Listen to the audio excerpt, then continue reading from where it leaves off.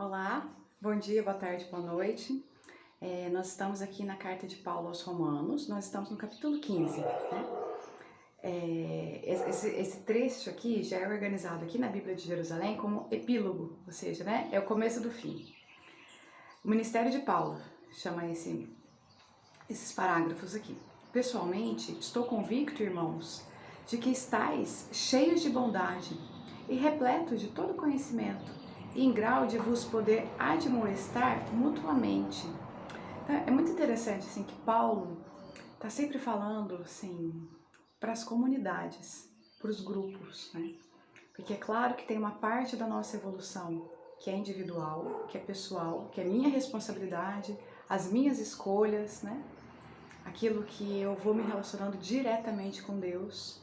E a outra parte é colocar isso em prática no relacionamento com as pessoas, em comunidade, né? Nós precisamos do convívio em comunidade para justamente nos conhecendo, para justamente dando a nossa contribuição, né, para a obra da criação.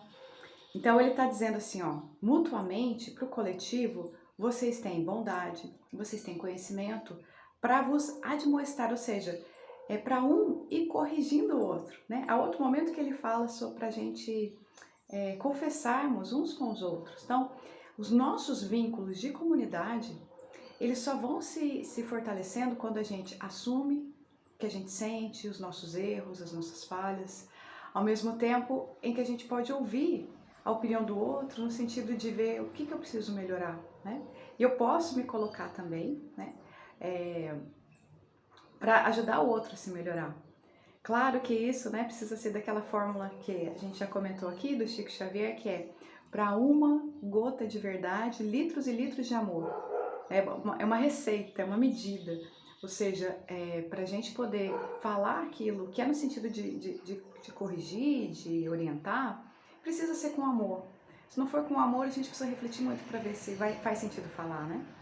Contudo vos escrevi, e em parte com certa ousadia, mas no sentido de avivar a vossa memória, em virtude da graça que me foi concedida por Deus, de ser ministro de Cristo Jesus junto às nações, a serviço do Evangelho de Deus, a fim de que as nações se tornem oferta agradável, santificada pelo Espírito. Então, Paulo está aqui falando humildemente, que de alguma forma ele falou com ousadia, mas que ele pode falar porque, poxa, ele tem trabalhado pelo Cristo, né? E Paulo fez um exercício muito forte, muito importante para a gente, que é de, na sua oração, no seu relacionamento com Deus, e buscando fazer a vontade de Deus, superando orgulho, egoísmo, superando as nossas travas, né, digamos assim. Então ele sabe do que ele está falando. E a gente conhecendo a trajetória dele, não só por dezenas de livros, né, biográficos que existem por aí, mas também por Paulo Estevão, que é uma biografia assim, muito intimista de Paulo, a gente percebe que ele fez essa trajetória, né? A gente entende o que ele está querendo dizer aqui. Tenho, portanto, de que me gloriar em Cristo Jesus, naquilo que se refere a Deus, pois não ousaria falar de coisas que Cristo não tivesse realizado por meio de mim, para obter a obediência das nações em palavras e ações. Então, ele foi sentindo na sua missão, né, no seu trabalho missionário, a força de Jesus nas curas, nas falas, a força de Jesus nos momentos em que ele foi perseguido, apedrejado, né? Caluniado, pela força de sinais e prodígios, na força do Espírito de Deus, como desde Jerusalém até os arredores até a Ilíria, eu levei a termo o anúncio do Evangelho de Cristo, fazendo questão de anunciar o Evangelho onde o nome de Cristo ainda não era conhecido, para não construir sobre alicerces lançados por outros, mas conforme está escrito. Aí aqui ele faz uma citação de Isaías. Vê-lo-ão aqueles a quem nunca foi anunciado, e conhecê-lo-ão aqueles que dele não ouviram falar. Então, ele está aqui se reportando a Isaías e lembrando que se ele fez toda essa fala que ele fez até agora, que a gente estudou, né, é porque ele vivenciou isso, levando para as pessoas a verdade de Jesus, né? E hoje, então, a gente é convidado para fazer isso também, mas sobretudo com o nosso testemunho, né?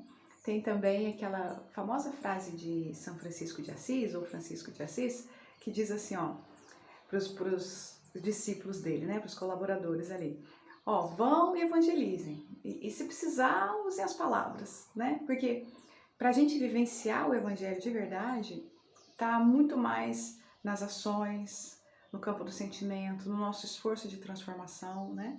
Do que só falar, porque falar é importante, é bom, mas é muito mais fácil do que viver. E viver é que vai ser realmente transformador pra gente, né? Mas a gente fica por aqui e continua semana que vem.